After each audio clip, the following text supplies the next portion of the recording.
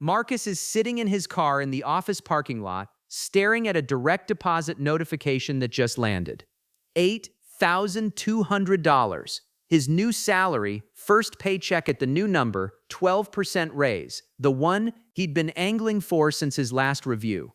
He does the mental math right there in the driver's seat. New apartment with the extra bedroom, finally. The car payment on something a little nicer, maybe actual vacations, instead of staying with his parents. He feels, for about 4 minutes, genuinely rich. Fast forward 8 months. Marcus opens his banking app the way he always does, out of habit more than hope, and stares at a number that looks almost identical to the one from before the raise. Same tightness by the end of the month. Same small dread before checking the account. Same feeling of somehow still not being ahead, despite making objectively more money than he's ever made in his life. Here's the part nobody tells you when you get a raise. The extra money doesn't disappear because you're bad with it. It disappears because your brain is specifically biologically wired to make it disappear. And it does the job so smoothly you never even notice the moment it happened. This isn't a video telling you to refuse raises or feel guilty for enjoying one. It's a video about a trap, one so well disguised that we've started calling it deserved. Let me show you the math. My name is Alex, and I spend a genuinely unreasonable amount of time looking at where people's money quietly vanishes to. If you've ever gotten a raise and 6 months later felt exactly as broke as before, hit subscribe, because today on Wealth Adjacent we're taking apart the strangest financial trap of all, the one that only shows up after something good happens to you.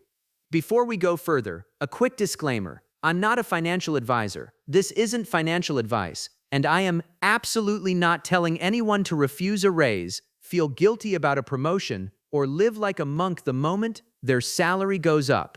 Enjoying more money is allowed. What I am here to do is run the actual numbers on something we never think to question, because a raise feels like pure, unambiguous good news. So nobody stops to ask where it actually goes. Let's introduce someone. Marcus, early 30s, works in operations, got a genuinely well-earned 12% raise after 3 years of consistently strong performance reviews. He's not reckless. He didn't blow the raise on anything wild. There's no single dumb purchase you could point to and say, there, that's the problem. And that's exactly what makes this trap so effective. There's no smoking gun, just a dozen small, individually reasonable decisions that quietly ate the entire raise before Marcus ever noticed it happening. Let's start with the number, because it is genuinely a little unhinged. Multiple studies on income and spending behavior find that the overwhelming majority of a raise, often the entire thing, gets absorbed into new recurring expenses within 12 months of it landing. Not saved, not invested, not even spent on something memorable. Just quietly folded into a slightly higher cost of living that becomes the new invisible baseline almost immediately. Let me say that again. Most people's raises are functionally gone within a year, not because of one big decision, but because the increase in income and the increase in spending happen at nearly the same speed, so the gap between old you and new you never actually opens up. Where does the raise actually go? A large share to housing, moving to a nicer apartment, or a slightly bigger place because now it feels affordable, when in reality it just feels less uncomfortable than before. Another meaningful chunk to transportation, upgrading a car, or taking on a car payment that wasn't there previously, justified easily because the new number in the paycheck makes it feel proportionate. Then there's the daily habits, the coffee upgrade, the food delivery that becomes routine instead of occasional, the subscription that finally feels justified. And the rest disappears into a general, diffuse sense of permission. Small yeses across 100 different moments that individually feel harmless and collectively consume the entire raise. And here's the part that should make you sit up. This isn't a willpower problem. It's happening on a time scale, faster than most people can consciously track. Research on income and life satisfaction consistently shows that people recalibrate their sense of what counts as normal spending within a matter of months of an income change, meaning the new, higher spending level starts to feel like it was always the baseline, not an upgrade. Nobody sits down and decides to spend the whole raise. It just quietly becomes the new normal before anyone thinks to compare it against the old one. But a raise itself isn't the trap. A raise is just more money. Here's where it becomes a trap. A significant share of people report that a raise or promotion led directly to at least one new recurring expense within the first few months, an expense they now consider essential even though it didn't exist before the raise. And the genuinely uncomfortable stat sitting right next to it, a notable share of people who received a meaningful raise in the past 2 years report they have less in savings now than they did before the raise, not more. Read that twice. People are ending up with less financial cushion after making more money because the increase in income unlocked an increase in obligations that outpaced it. Back to Marcus.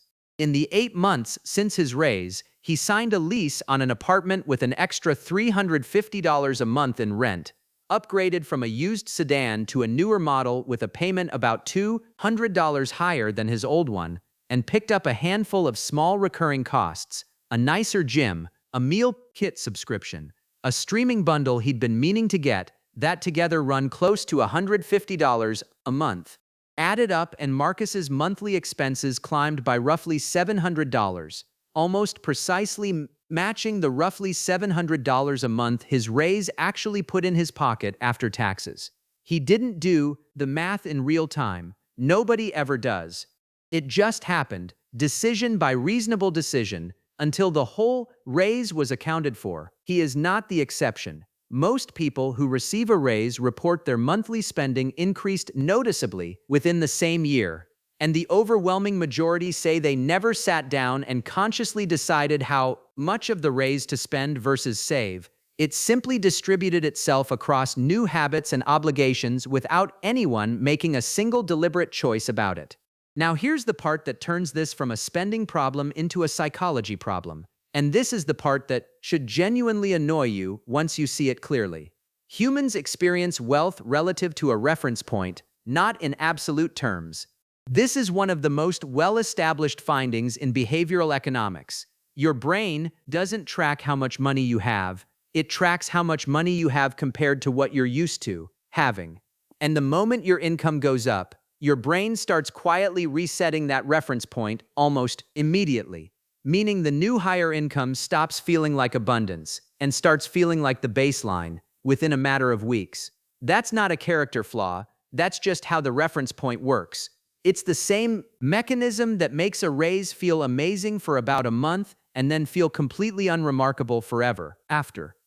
A behavioral economist studying this exact pattern found something almost too honest. The psychological boost from a raise fades dramatically faster than the raise itself would predict, precisely because the brain recalibrates the baseline before the extra money ever gets a chance to feel like a surplus. You didn't consciously decide the new spending was necessary. Your brain simply updated what normal meant before you had a chance to notice the gap. And then there's the specific mechanism that makes it worse. When you get a raise, your bank balance doesn't jump all at once. It climbs gradually with every paycheck, which means there's never a single dramatic moment where you can see extra money sitting there asking to be assigned a purpose. It just blends into the regular cash flow, indistinguishable from money that was already accounted for, which makes it exceptionally easy to spend without ever consciously deciding to. Now, before we go further, we still haven't gotten to the single most quietly destructive version of this pattern, the one that happens specifically when the raise comes with a promotion attached. Hold that thought, because first, the smaller leaks. Let's talk about the phrase that should trigger alarm bells the moment a raise lands. I can finally afford this. A gym membership that would have felt unjustifiable a year ago quietly becomes reasonable the moment the paycheck ticks up, even though the actual value of that gym membership to your life hasn't changed at all. Recurring costs adopted specifically because of a raise tend to run 20 to 40% higher on average than the same category of spending among people at the same income who didn't just get a raise, because the framing of "I can afford it now" overrides any real cost-benefit evaluation of whether the thing is actually worth it. Then there's the promotion-specific costs nobody budgets for, the nicer wardrobe that suddenly feels necessary for a new title, the slightly more expensive lunches near a new office, the subtle social pressure to keep pace with new colleagues at a different income bracket. None of these show up on any calculator when you're negotiating the raise, but together they routinely consume a meaningful share of the increase before a single dollar of it reaches savings. And then, the actual most quietly destructive version of this pattern, when a raise or promotion comes with new colleagues who casually spend at a level that feels aspirational, and your spending quietly climbs to match a peer group you've just been placed into, rather than the peer group you were actually saving and budgeting alongside a year earlier. Multiple studies on workplace peer effects find that people's spending shifts measurably toward the norms of new coworkers within months of a role change, entirely independent of whether those new norms actually fit their financial goals. There's also the resale reality of the upgrade cascade nobody mentions when negotiating a raise. The new apartment justifies new furniture to match it. The new car justifies better insurance and more frequent maintenance spending. The new title justifies a slightly nicer version of everything adjacent to the job, a better laptop bag, a better phone, small purchases that each feel proportionate to the new income but that collectively represent a permanent step up in baseline spending that a single raise now has to support forever, not just once. And then there's the recurring subscription-style creep that specifically follows raises, a streaming upgrade, a premium version of an app you are using for free, a slightly nicer version of a recurring service. Individually, small. Collectively, a genuinely significant chunk of the raise moving into permanent monthly obligations nobody consciously approved as a category. They just each felt like a small, deserved yes in the moment. All right. Here's the section nobody wants anywhere near a calculator when a raise lands. Let's do this through Marcus, because abstract numbers slide right off the brain. Say instead of letting the full $700 a month get absorbed into new recurring costs, Marcus had kept his old apartment, kept his old car, and redirected just $300 a month of the raise into a simple index fund earning a conservative 8%. While still allowing himself $400 a month to genuinely enjoy the raise on things he actually valued. Left alone for 25 years, that $300 a month becomes roughly $285,000, untouched. No extra contributions beyond that same redirected amount. That's not slightly nicer apartment money. That's retire meaningfully earlier than everyone around him. Money. Here's the framework I want you to carry around. Whatever your raise amounts to each month, before you let a single dollar of it attach itself to a new recurring cost, mentally split it in half immediately. Half goes toward genuinely enjoying the raise, guilt-free, because you earned it and deserve to feel it. The other half goes somewhere your future self can access it, before your brain has a chance to quietly reclassify the whole thing as baseline income. And now here's where it gets almost cruel. If lifestyle upgrades following a raise reliably made people happier, long-term, you could defend the math. They don't, particularly. Research on income and happiness consistently finds that the boost from a raise is measurable and real, but fades within months as the new spending level becomes the expected baseline, while the anxiety of returning to old spending patterns, if the income ever dropped, becomes a new, permanent source of stress that didn't exist before. The person who upgrades their entire lifestyle to match a raise isn't happier a year later than the person who banked half of it. They're just now dependent on maintaining a higher income indefinitely to feel the same as before. Now, let me keep my promise, because I am not telling anyone to refuse the enjoyment of a raise. I can already hear the objections, because I get them every time I make a video like this. First, but I earned this, I should get to enjoy it. That's the whole point of working hard. Fair point, and genuinely correct. Nobody's suggesting you bank the entire raise and change nothing about your life. But notice the hidden assumption in that objection, that the only two options are spend the whole thing or enjoy none of it. That's a false choice most people never actually test another option against. Second, but it feels arbitrary to save half of a raise instead of just living a little better now. Also fair. And the reason the 50-50 split works isn't that it's some magic ratio. It's that it forces a single conscious decision at the moment the raise lands, instead of letting a dozen small unconscious decisions make it for you over the following year. The actual answer was never don't enjoy your raise. It's decide once, on purpose, instead of letting your recalibrating brain decide for you across 40 separate small moments. So here's the framework I'd actually use. I call it the day one split, and you can run it the exact week any raise or bonus lands. The moment the new number hits your account, before any new recurring cost gets attached to it, calculate the actual monthly increase and split it in half on purpose. Half goes into an automatic transfer to savings or investments, set up that same week before the new baseline has a chance to form. The other half is yours to spend visibly and enjoyably on something that actually improves your life, not just something that happened to be adjacent and newly affordable. A few practical moves fall out of that. Automate the investment half immediately, the same day the raise takes effect, so it never touches your regular spending account long enough to feel optional.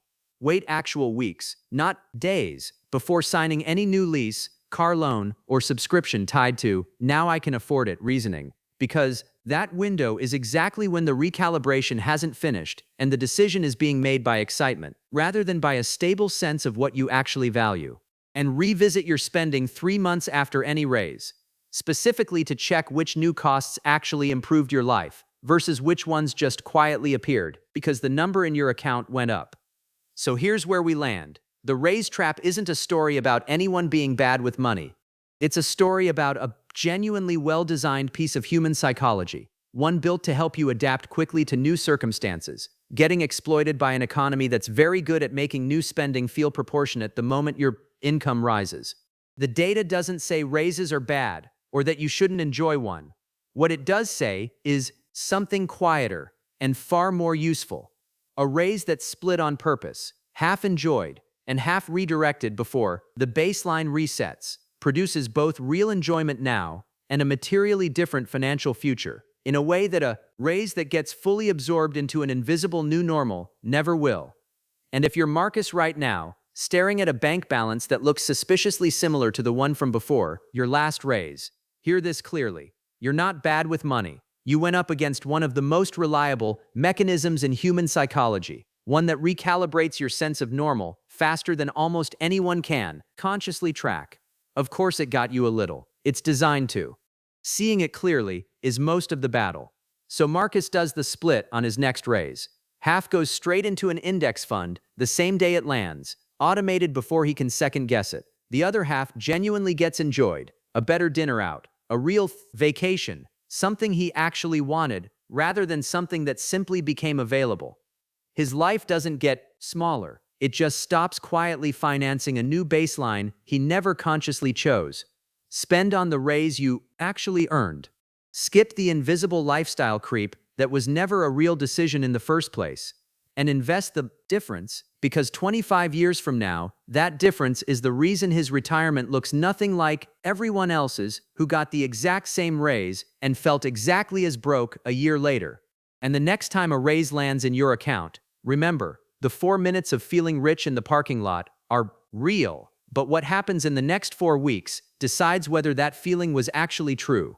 If this helped, hit like, subscribe, and tell me in the comments, what's the first thing you bought after your last raise that you now realize you didn't actually need? I'll see you in the next one.